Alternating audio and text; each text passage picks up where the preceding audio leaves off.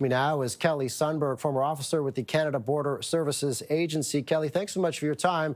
You've been on the front lines, part of the so-called boots on the ground. What is your initial takeaway of the proposed legislation? How much is it needed? And do you believe it goes far enough?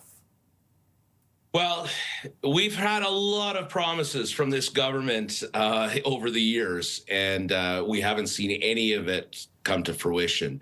I try to remain very positive and hopeful that we will see changes. But when I heard the announcement today, again, it's still talking about a fractured system where they even added another dimension with the Coast Guard. We need one agency in this country that's responsible for our sovereignty, our immigration enforcement and control, and our border security. And it's a very, very complex issue, and this act does not come through on it.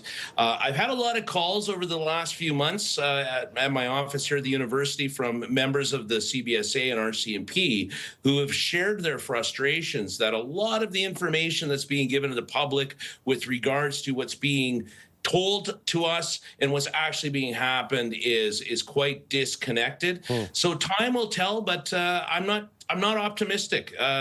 We've had so many promises and still we're just no results. All right, from promises to potentially trying to turn it into reality. Do you think that this legislation at the very least addresses some of the concerns raised by the Trump administration in recent months?